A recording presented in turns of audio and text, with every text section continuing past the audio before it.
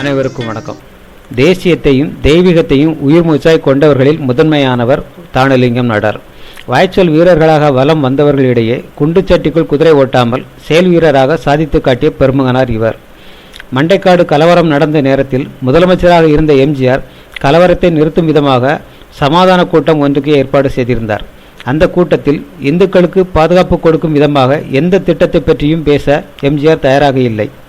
அப்போது அக்னி பிளம்பாக கொதித்து போன தானுலிங்கம் நாடார், நீயும் உனது காவல்துறையும் இந்துக்களுக்கு பாதுகாப்பு கொடுக்க முடியாவிட்டால் இங்கிருந்து போய்விடு, இந்துக்களுக்கு எப்படி பாதுகாப்பு கொடுப்பது என்று எனக்கு தெரியும் என முதலமைச்சர் எம்ஜிஆரிடமே தில்லாக கை நீட்டி சொன்னவர் தானுலிங்க நாடார்.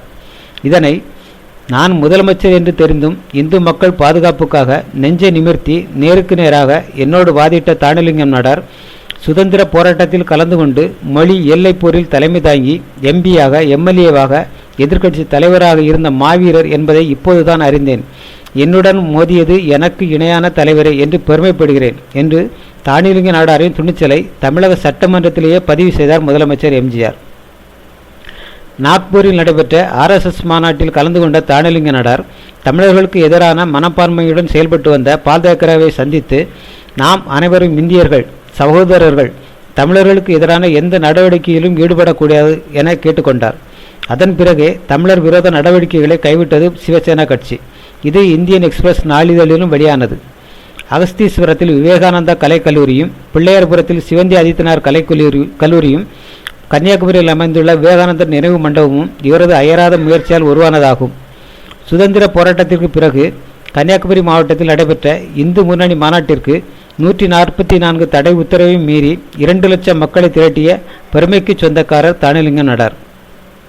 எந்தவித பாதுகாப்பு வளையமும் இல்லாமல் உயிரை துச்சமென மதித்து வாழ்ந்து வந்த தானுலிங்க நாடார் நெல்லை மாவட்டம் ஏரலில் நடைபெற்ற பொதுக்கூட்ட மேடையொன்றில் உரையாற்றி கொண்டிருந்த போதே, என்னை சித்திரகுப்தன் அழைக்கிறான், இளைஞர்களே, இந்த நாட்டையும் நம் பண்பாட்டையும் நீங்கள் தான் காப்பாற்ற வேண்டும் என்று பேசியபடியே சாய்ந்து உயிர் விட்டார்.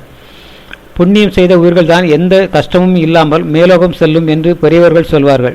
அதன்படியே தன் இறப்பை தானே அறிவித்தபடி உயிர் துறந்த புண்ணிய ஆத்மாதான் இந்த தானுலிங்க நாடார். இவரது வாழ்க்கை குறிப்பில் சில. 1915 வருடம் பிப்ரவரி மாதம் 17 கன்னியாகுமரி மாவட்டம் அகஸ்தீஸ்வரம் வட்டம் பொற்றையடியில் பிறந்தவர் தானுலிங்க நாடார். சுதந்திர போராட்டம் மற்றும் எல்லை போராட்ட தியாகியான இவர் படித்து பட்டம் பெற்று காவல்துறை, இராணுவம் மற்றும் வக்கீலாக பணியாற்றி 1947 வருடம் திருத்தமிழர் இயக்க ஐவர் போராட்டக்குழு உறுப்பினர்களில் ஒருவராகி பல்வேறு போராட்டங்களை நடத்தியவர்.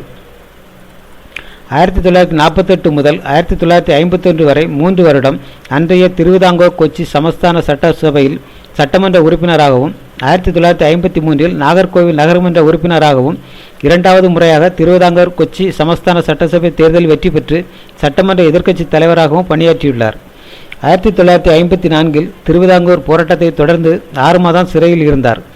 1957 முதல் 1962 வரை 5 வருடம் நாகர்கோவில் பாராளுமன்ற தொகுதி உறுப்பினராகவும், 1964 முதல் 1969 வரை மாநிலங்களவை உறுப்பினராகவும் பணியாற்றியவர்.